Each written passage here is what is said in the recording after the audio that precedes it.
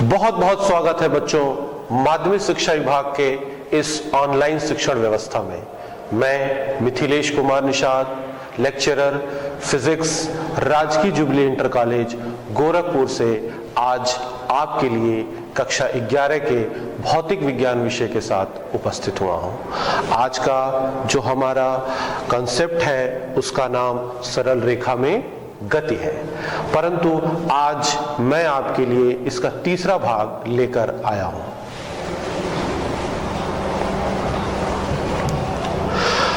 बच्चों, आज के चर्चा के बिंदु को जरा देख लीजिए। सबसे पहले हम लोग बात करेंगे अवकल गणित की संक्षिप्त संकल्पना की, फिर उसके बाद होगी ताक्षणिक वेग की, फिर एक्सटी ग्राफ के द्वारा ताक्षणिक वेग का निर्धारण करेंगे, फिर ताक्षणिक चाल पे चर्चा होगी, कुछ क्वेश्चंस भी सॉल्व किए जाएंगे और अंत में आपको गृह कार्य दिया जाएगा।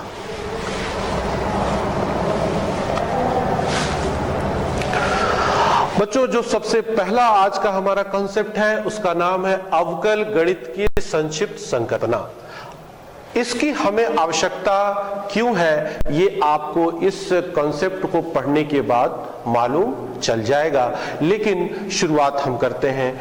मान लीजिए कि हमारे पास एक राशि y है जो कि एक एकल चर x पर निर्भर करता है और x के हर एक मान के लिए y का केवल और केवल एक मान हमें मिलता है। इस प्रकार से x और y के बीच में जो संबंध है उसे एक फलन के रूप में यहां दिखाया जा रहा है और हम लिखते हैं y = fx।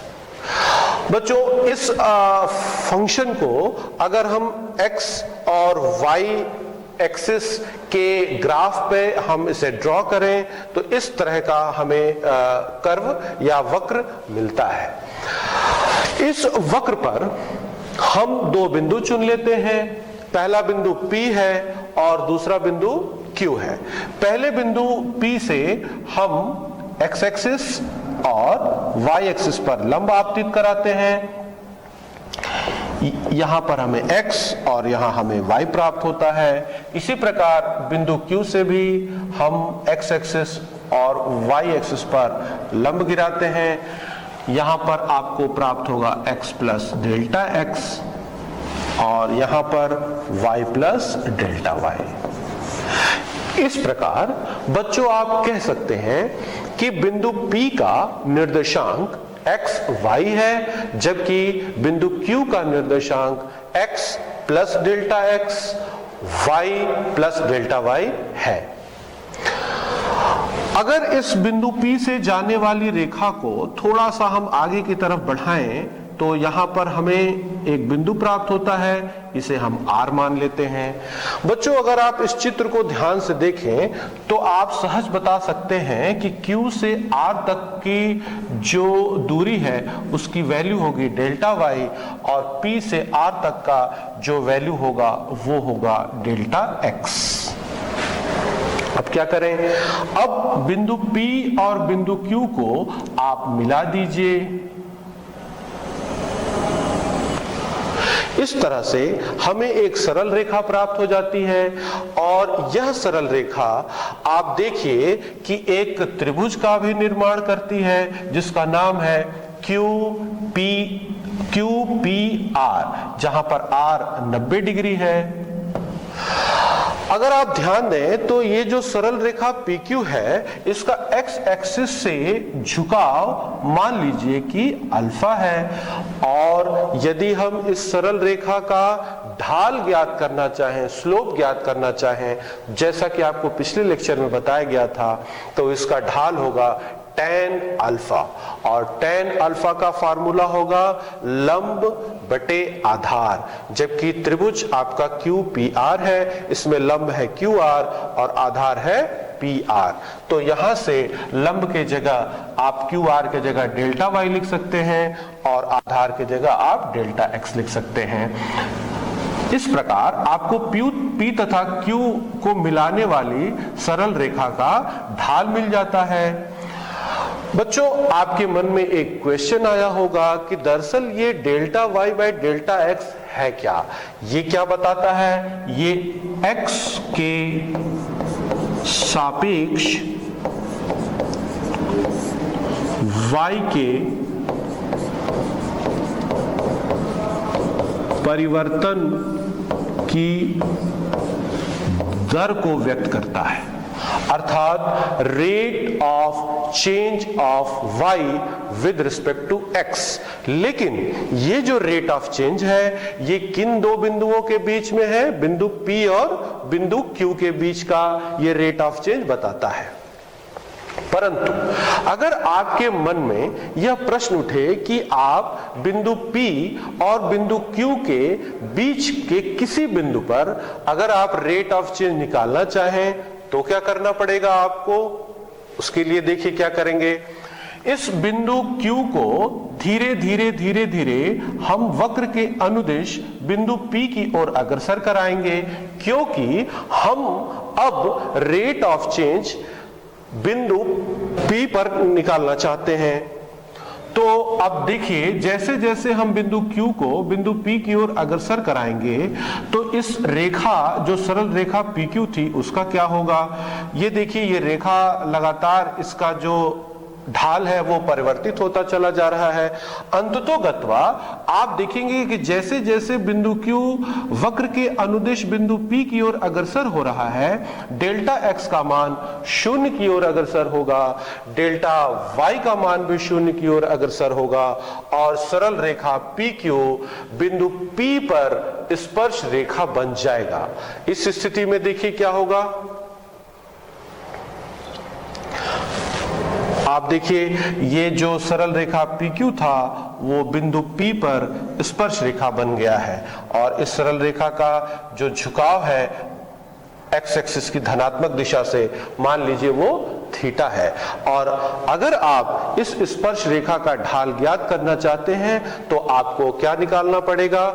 tan थीटा, और इसकी वैल्यू होगी limit delta x tends to 0 delta y by delta x is equal to dy by dx।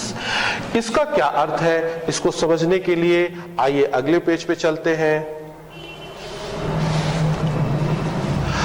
बच्चों, आपने देखा जैसे जैसे बिंदु Q बिंदु P की ओर अग्रसर हो रहा था, डेल्टा x और डेल्टा y भी शून्य की ओर अग्रसर हो रहे थे।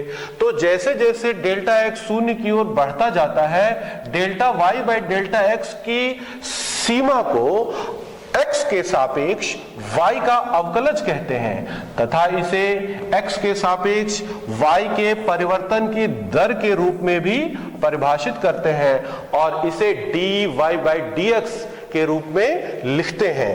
यह वक्र के बिंदु P, जिसका कि निर्देशांक xy था, पर स्पर्श रेखा के ढाल को निरूपित करता है। इस तरह से बिंदु P पर जो स्पर्श रेखा का ढाल है उसकी वैल्यू हो जाएगी tan theta is equal to limit delta x tends to 0 delta y by delta x is equal to dy by dx। अर्थात ये जो आपने देखा कि ये जो dy बाई dx है, एक प्रकार से किसी पर्टिकुलर पॉइंट पर रेट ऑफ चेंज को मेजर करता है। इसकी सहायता से अब हम अगले कॉन्सेप्ट की ओर बढ़ेंगे।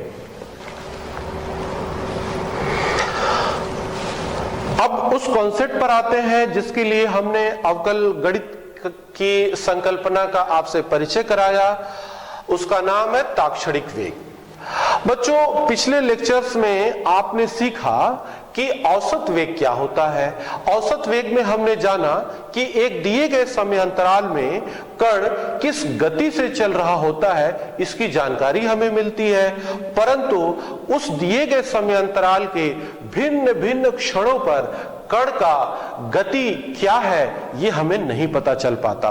अर्थात किसी क्षण विशेष पर किसी वस्तु के वेग को ज्ञात करने के लिए हम जिस वेग को परिभाषित करते हैं उसका नाम ताक्षणिक वेग है। और इसे गणितीय रूप से कैसे परिभाषित करते हैं, इसे देख लीजिए।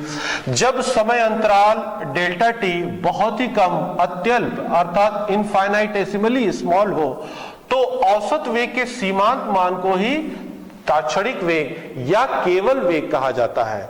बच्चों, आपको औसत वेग को परिभाषित किया गया था, इसे v बार से व्यक्त करते हैं। यदि औसत वेग जिस समयांतराल के लिए परिभाषित किया गया है वह समयांतराल शून्य की ओर अग्रसर होता जाए तो उसके सीमांत मान को, औसत वेग के सीमांत मान को ही हम ताक्षणिक वेग कहेंगे। आप जानते हैं कि v बार का जो फॉर्मूला है वो है delta x by delta T, और इस प्रकार से अभी अभी जो आपने अवकल गणित में पढ़ा कि limit delta x tends to 0 delta y by delta x is equal to dy by dx। तो इस सूत्र की सहायता से सहज रूप से आप लिख सकते हैं कि v is equal to dx by dt। आपको यह फार्मूला बता रहा है कि यह t के सापेक्ष x के परिवर्तन की दर है। ये dx बाई dt क्या है? को t के सापेक्ष x का अवकल गुणांक भी कहते हैं, इसे अवकलज भी कहा जाता है। और यह उस क्षण पर, किस क्षण पर? t पर वस्तु की स्थिति के परिवर्तन की दर को व्यक्त करता है। मतलब यह हुआ बच्चों कि the rate of change of position with respect to time at a particular instant is called instantaneous velocity of an object।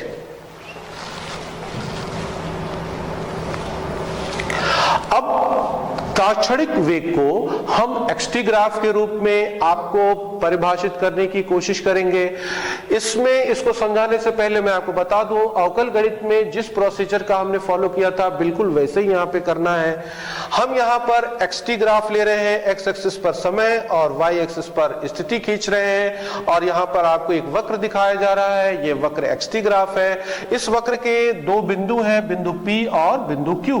बिंदु P से अगर हम समय एक्सिस और स्थिति एक्सिस पर लंब गिराते हैं तो हमको निर्देशांक प्राप्त होते हैं t और x। इसी प्रकार से बिंदु Q से अगर हम समय अक्ष पर लंब गिराएं तो बिंदु Q का निर्देशांक प्राप्त होगा t प्लस डेल्टा t, और अगर हम स्थिति अक्ष पर इसका लंब गिराते हैं तो हमें निर्देशांक प्राप्त होता है x प्लस डेल्टा x। इस प्रकार से बिंदु P का जो निर्देशांक है उसे आप x t कहेंगे, और बिंदु Q का जो निर्देशांक है उसे x प्लस डेल्टा x और t प्लस डेल्टा t कहेंगे।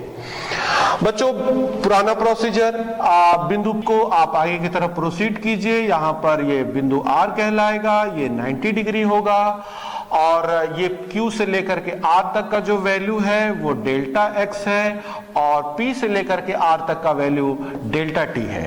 अब आप बिंदु Q से बिंदु P को मिला दीजिए। आप देख रहे हैं कि यहां पर एक स्ट्रेट लाइन प्राप्त हो रहा है, सरल रेखा प्राप्त हो रही है।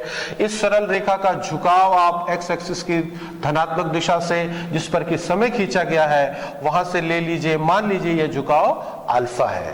तो अगर आप इस सरल रेखा का ढाल ज्ञात करना चाहें, P तथा Q को मिलाने वाली सरल रेखा का ढाल अगर निकालना चाहें तो इसका फार्मूला होता है tan अल्फा, और tan अल्फा का फार्मूला होगा, इस ट्रायंगल को देखिए, QPR में लंब बटा आधार। लंब का वैल्यू आप देख लीजिए है QR, जिसकी वैल्यू हो जाती है डेल्टा x, और आधार है PR जो कि डेल्टा t के बराबर है।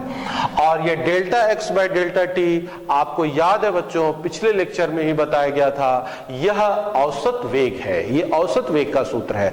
परंतु यह किन दो समयांतरालों या किन दो बिंदुओं के बीच का औसत वेग है? निश्चित रूप से आपको दिख रहा है यह बिंदु P तथा बिंदु Q के बीच का औसत वेग है।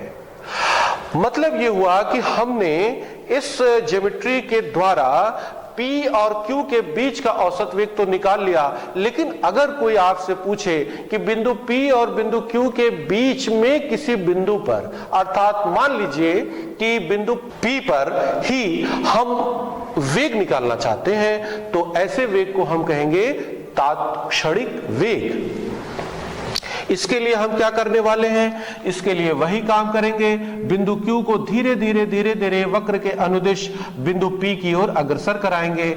जैसा ही हम करेंगे डेल्टा T का मान शून्य की ओर अग्रसर होने लगेगा और डेल्टा X का मान भी शून्य की ओर अग्रसर होने लगेगा। और इस सरल रेखा PQ का क्या होगा, इसको जरा देख लीजिए। यदि बिंदु Q यहां पर आ जाए तो सरल रेखा इस प्रकार हो जाएगी, यहां आ जाए तो इस प्रकार हो जाएगी, यहां आ जाए तो इस प्रकार हो जाएगी। अंततोगत्वा सीमांत स्थिति में यह सरल रेखा PQ बिंदु P पर स्पर्श रेखा बन जाएगी, जैसा कि आपको अगले चित्र में दिखाया जा रहा है। देखिए, ये आपका बिंदु P पर बना हुआ स्पर्श रेखा है। इस स्पर्श रेखा का झुकाव देख लीजिए, मान लीजिए ये झुकाव इसका थीटा है। तो अगर हम इस बिंदु P के स्पर्श रेखा का ढाल ज्ञात करना चाहें तो यह सूत्र आपको मालूम है बच्चों, इसे हम tan थीटा से व्यक्त करते हैं। परंतु यह tan थीटा की वैल्यू होगी limit delta t tends to 0 delta x by delta t is equal to dx by dt। अर्थात यह जो फॉर्मूला है यह बिंदु P पर कण के स्थिति परिवर्तन की दर को व्यक्त करता है। इस बात को जरा सा स्टेटमेंट के रूप में समझ लिया जाए। जैसे जैसे हम बिंदु Q को P की ओर अग्रसर करा रहे हैं, डेल्टा T का मान भी शून्य की ओर अग्रसर होने लगता है। तो जैसे जैसे डेल्टा T शून्य की ओर बढ़ता है, ये जो delta X by delta T अनुपात है, इसी के सीमांत मान को, इसी की सीमा को T के सापेक्ष X का अवकलज कहते हैं और इसे T के सापेक्ष X के परिवर्तन की दर के रूप में भी परिभाषित करते हैं और इसे dx बाय dt लिखा जाता है। यह उस क्षण वस्तु के स्थिति परिवर्तन की दर को व्यक्त करता है, अर्थात rate of change of position. यह वक्र के, और ये आपको ज्योमेट्रिकली कैसे इसको निकालेंगे, यह वक्र के बिंदु P जिसका कि निर्देशांक xt था पर स्पर्श रेखा के ढाल को निरूपित करता है। और यह फॉर्मूला अभी अभी आपसे चर्चा हुआ कि ये स्पर्श रेखा का जो ढाल होगा tan थीटा और इसकी वैल्यू होगी limit delta t tends to 0 delta x by delta t is equal to dx by dt। इस कॉन्सेप्ट को थोड़ा सा और गहराई से समझने के लिए हमारे पास एक क्वेश्चन है, इसको देख लीजिए। x अक्ष के अनुदिश किसी गतिमान वस्तु की स्थिति निम्नलिखित सूत्र से व्यक्त की जाती है, x is equal to a plus bt square. यहाँ a की वैल्यू है 8.5 मीटर, b की वैल्यू है 2.5 मीटर पर सेकंड स्क्वायर तथा समय t को सेकंड में व्यक्त किया गया है। t is equal to 0 second और t is equal to 2 second क्षणों पर वस्तु का वेग क्या होगा, अर्थात तात्क्षणिक वेग निकालना है। फिर t is equal to 2 second और t is equal to 4 second के मध्य के समय अंतराल में वस्तु का औसत वेग क्या होगा, इसे हमें ज्ञात करना है। लेकिन इस सवाल को करने से पहले मैं आपको अवकल गणित के कुछ सूत्रों से परिचय कराता हूं जिसकी यहां पर हमें आवश्यकता होगी। सबसे पहला सूत्र यह है D D T of any constant k is equal to 0। D D T of any constant multiplied by a function. अगर हमारे पास कोई फलन u हो जो समय पर निर्भर करता हो तो इस प्रकार आप जब इसका टाइम के रिस्पेक्ट में डिफरेंशिएट करेंगे तो इस कांस्टेंट को बाहर ले लेंगे और डी डी टी u पर ऑपरेट हो जाएगा। मान लीजिए कि आपके पास दो फंक्शन हो जो टाइम पर निर्भर करते हो u और v, और अगर आप इसका डिफरेंशिएशन करें तो ये दोनों फंक्शंस पे ये डिफरेंशिएशन ऑपरेट होगा, अर्थात D D T of u plus D D T of v। एक और फार्मूला है जिसकी यहाँ पे चर्चा नितांत आवश्यक है, वो है D D T of t to the power n, इसका वैल्यू होगा n to the power n minus 1। अब हमारे पास सबसे पहले हम तात्क्षणिक वेग ज्ञात करेंगे, तो हमारे पास स्थिति का जो सूत्र है वो है x is equal to a plus B T square.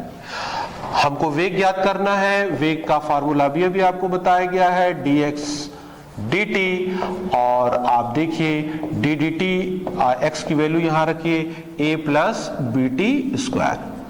ये d dt देखिए इस कांस्टेंट a पर भी ऑपरेट होगा, d dt of a plus d dt of B T square. अगले पेज पे चलते हैं बच्चों। आप जानते हैं प्रश्न में दिया हुआ है कि a कांस्टेंट है, अर्थात टाइम के रिस्पेक्ट में उसका डिफरेंशिएशन 0 होगा, और b भी कांस्टेंट है तो b फंक्शन से बाहर आ जाएगा और ये हो जाएगा d dt of t square.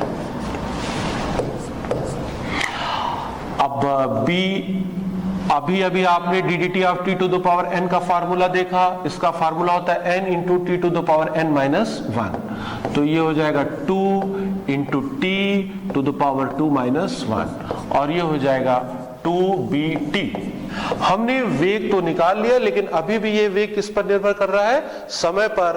तो हम वेग t इज इक्वल टू 0 पर अगर ज्ञात करना चाहते हैं तो t की वैल्यू यहां जैसे ही 0 रखेंगे तो t इज इक्वल टू 0 पर हमारा वेग 0 हो जाएगा। और अगर हम t is equal to 2 second पर वेग ज्ञात करना चाहते हैं तो आप 2, b की वैल्यू 2.5 है, t की वैल्यू 2 है, तो इस प्रकार ये हो जाएगा 10 मीटर पर सेकेंड। अर्थात किसी क्षण 2 सेकेंड पर जो वेग होगा वो 10 मीटर प्रति सेकेंड होगा। अब जरा औसत वेग की बात कर लेते हैं। औसत वेग के लिए देखिए हमारे पास स्थिति का सूत्र है a plus B T square. सबसे पहले हम 2 सेकेंड पर स्थिति ज्ञात करेंगे। x is equal T is equal to 2 second पर स्थिति a प्लस 4b, फिर t is equal to 4 second पर हम स्थिति ज्ञात करेंगे a प्लस 16b, और फिर अंतिम स्थिति में से प्रारंभिक स्थिति को घटा देंगे जिससे हमें विस्थापन प्राप्त होगा a plus 16b minus a minus 4b, और ये हो जाएगा आपका 12b। समय अंतराल निकाल लीजिए। समय अंतराल 4 सेकंड से 2 सेकंड के बीच का है, अर्थात अंतिम समय 4 सेकंड, प्रारंभिक समय 2 सेकंड, समय अंतराल हो जाएगा 2 सेकंड। अब औसत वेग का फार्मूला आपको याद है बच्चों। औसत वेग को आप v बार से व्यक्त करते हैं। इसका formula delta x by delta t होता है। डेल्टा x की वैल्यू अभी आपने निकाला 12b, और डेल्टा t की वैल्यू 2 निकाला, ये हो जाएगा 6b, और b की वैल्यू आप प्रश्न में दिया हुआ है 2.5 मीटर पर सेकंड स्क्वायर, और ये हो जाएगा आपका 15 मीटर पर सेकंड। तो आपने देखा कि अवकल गणित की सहायता से हमने ताक्षणिक वेग बहुत आसानी से निकाल लिया, और हमने साथ ही साथ औसत वेग की भी गणना की।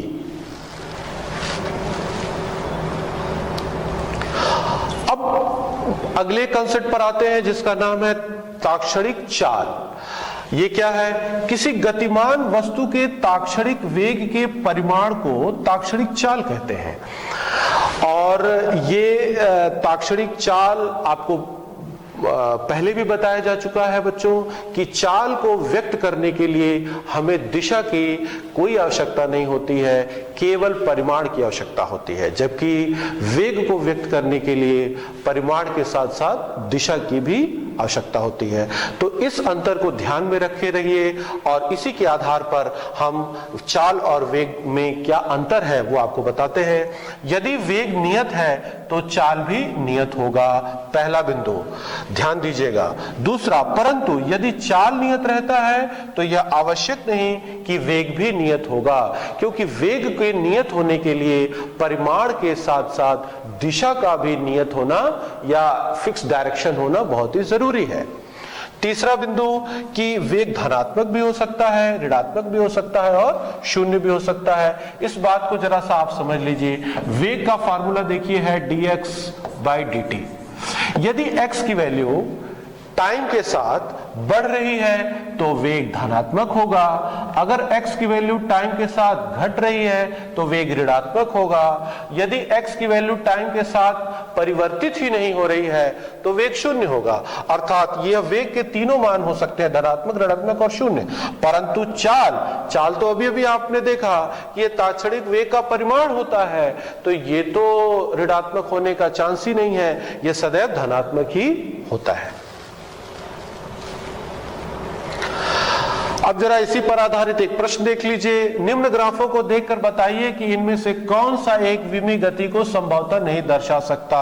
यहां पर आपके सामने एक ग्राफ है, एक्स एक्सिस पे समय ड्रॉ किया गया है, वाई एक्सिस पर चाल है, और इस ग्राफ को आप देखिए, ये बिंदु ए है और ये बी है। बिंदु ए और बी के बीच जरा सा इस ग्राफ को देखें तो ये चाल इधर ऋणात्मक है और इधर धनात्मक है। अभी आपने पढ़ा बच्चों कि चाल ऋणात्मक नहीं हो सकता, लेकिन ये ग्राफ आपको बता रहा है कि बिंदु ए और बी के बीच की जो वस्तु की चाल है वो ऋणात्मक है, अर्थात यह संभव ही नहीं है। इसलिए यह ग्राफ एक विमीय गति को नहीं दर्शा सकता है। अगले चित्र पर आते, अगले ग्राफ पर आते हैं। एक्स एक्सिस पर समय ड्रॉ किया गया है, वाई एक्सिस पर वेग है, ध्यान दीजिए, और ये उन दोनों के बीच का जो वक्र है वो आपको चित्रानुसार दिखाया जा रहा है। सबसे पहले हम क्या करेंगे, वेग अक्ष के समानांतर एक रेखा खींच लेंगे जो कि समय अक्ष को मान लीजिए बिंदु टी पर इंटरसेक्ट करेगा और वक्र को दो बिंदुओं पर इंटरसेक्ट करेगा। पहले बिंदु के सापेक्ष जो वेग होगा मान लीजिए v1 और दूसरे बिंदु के सापेक्ष मान लीजिए वेग है v2। अगर आप इस ग्राफ का एनालिसिस करें तो आप देख सकते हैं कि किसी क्षण t पर कण का वेग v1 भी है और कण का वेग v2 भी है, पहली बात। दूसरी बात देखिए कि वेग v1 पॉजिटिव है और वेग v2 निगेटिव है। इसका मतलब यह हुआ कि जो भी गतिमान वस्तु है वो एक ही क्षण पर धनात्मक वेग से भी गतिमान है और ऋणात्मक वेग से भी गतिमान है, अर्थात वह मूल बिंदु के दाहिनी तरफ भी जा रही है और बाईं तरफ भी जा रही है एक ही समय पर। बच्चों, क्या यह संभव है? जी नहीं, यह संभव नहीं है। इसलिए यह ग्राफ एक विमीय गति को नहीं दर्शा सकता है। अब आते हैं हम लोग गृह कार्य पे। गृह कार्य देख लीजिए। एक वस्तु की स्थिति x है जो मीटर में व्यक्त की जा रही है और का समय जिसे कि सेकंड में व्यक्त किया गया है के साथ परिवर्तन निम्न समीकरण के द्वारा दिया जाता है। परिवर्तन का समीकरण क्या है? x = 20 + 15t + 60 square. पहला सवाल यह है कि t = 2 सेकंड पर वस्तु की स्थिति और वेग ज्ञात कीजिए। ये तात्क्षणिक वेग ज्ञात करना है आपको, ये अभी मैं आपको ज्ञात करके बता चुका हूं। दूसरा सवाल देखिए, t = 0 से t = 2 सेकंड की अवधि में वस्तु का विस्थापन तथा औसत वेग ज्ञात कीजिए। बच्चों, इस सवाल को करने के लिए आपको पीछे बताए गए क्वेश्चन पे जाना होगा, उसे ध्यान से फिर से देखना होगा। मुझे पूरा विश्वास है कि आप इस गृह कार्य को सफलतापूर्वक करने में सक्षम होंगे और आज के लेक्चर से आप अवश्य ही लाभान्वित हुए होंगे। धन्यवाद।